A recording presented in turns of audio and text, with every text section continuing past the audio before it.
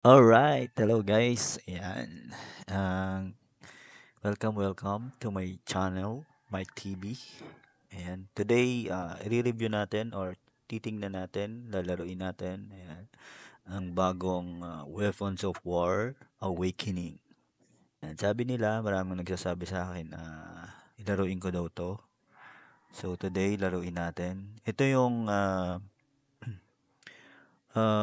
Weapons of War Awakening na nilaro natin before. I mean, originally named Weapons of War. Yan. From Game Club. So, titingnan natin kung parehas ba sila or anong pagkakaiba ng Weapons of War Awakening sa Weapons of War. Ayan. So, as you can see, naka-off yung bot, yung mga tumatakbo. Usually, tumatakbo yan dun sa Weapons of War. Okay? So, ayan. Naalala ko, nag-start ng Weapons of War 2009. Kung di ako nagkakamali, nag-start ako. Pero hindi ko alam kung anong month siya nag-start. Pero naglaro ako noon is July. Medyo kaka-open lang yata yun. July 2009. Yes. Ayan, so ang lalaruin natin ngayon is Assassin. Ayan, yung pinaka popular na class dito sa Weapons of War.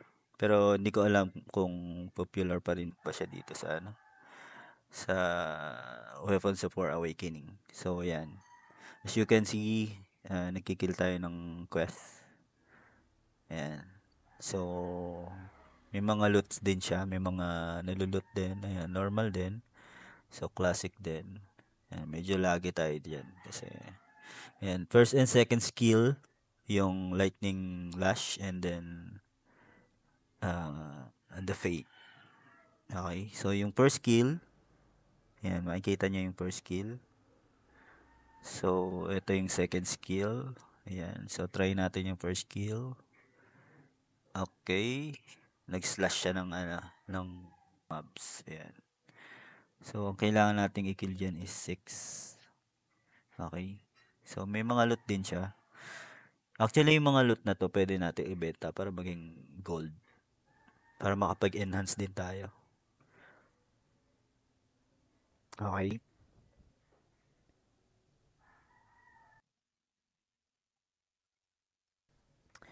Ayan. As you can see, okay, na na-finish na natin yung quest. So, kailangan na natin i-submit. Okay. Submit na natin. Yan, naalala ko pa dito. Mag-isa lang ako nagpapa-level kasi wala pa tayong mga friends. Kasi kaka-start lang natin. So, bumabalik yung childhood natin. Gaming skill. So, yan. Nakakabagot naman talaga pag naglaro ka ng una. Pero pag nagkaroon ka na ng mga friends dito.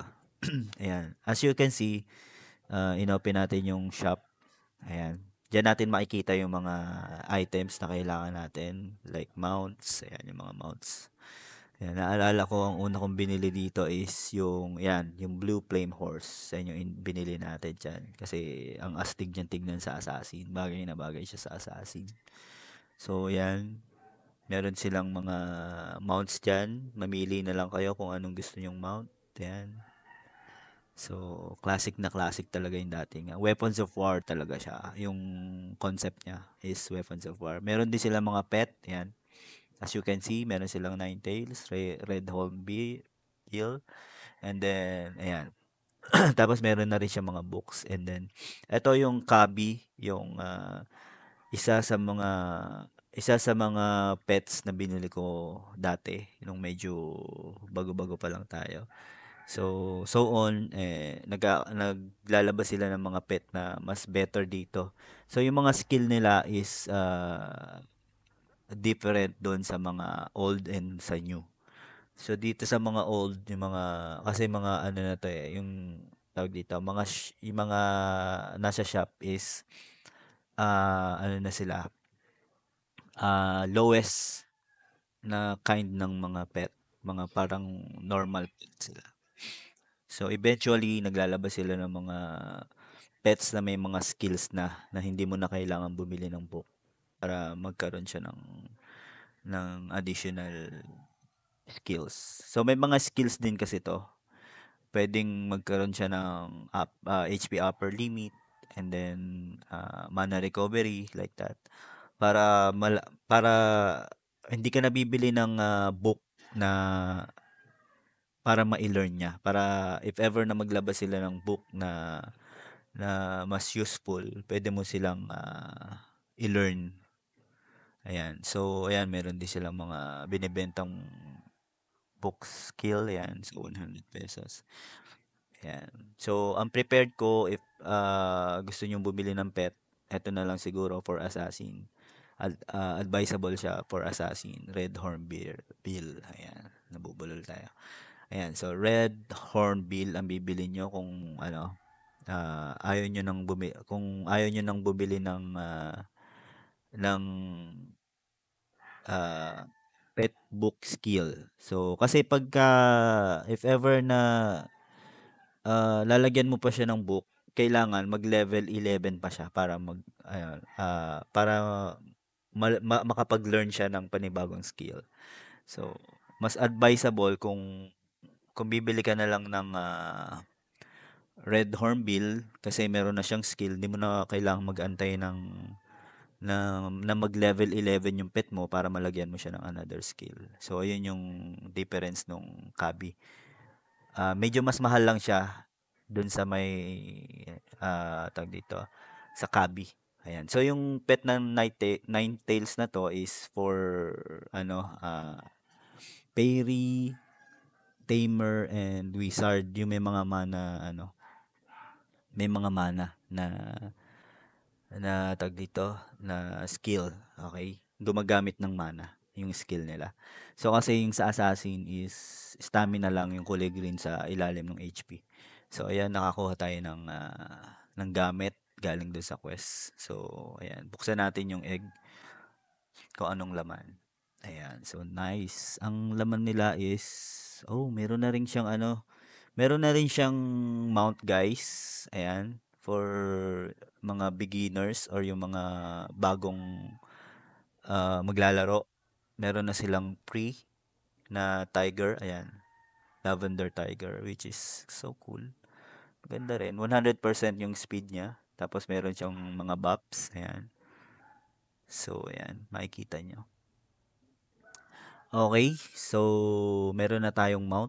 Ayan. 7 days lang to guys for your information. 7 days. So, kung gusto nyong bumili ng permanent na mount, so, makikita nyo to sa shop. So, ayan.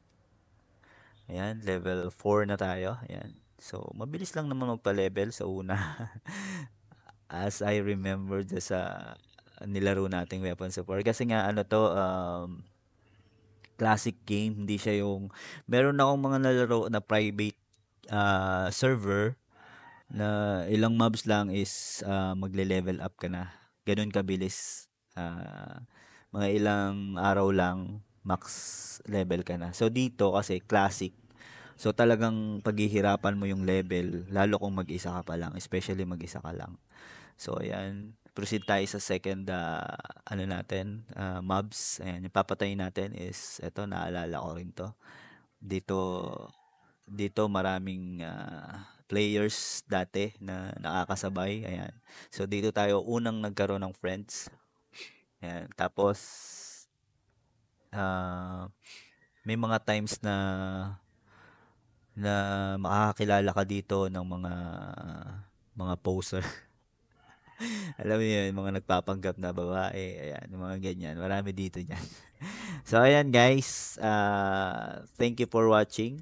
Sana subaybayan niyo po ako sa mga susunod na video natin. So, kung di ka pa naka-follow sa YouTube ko is paki-subscribe po yung channel ko. Thank you guys. See you in the next video. Thank you guys.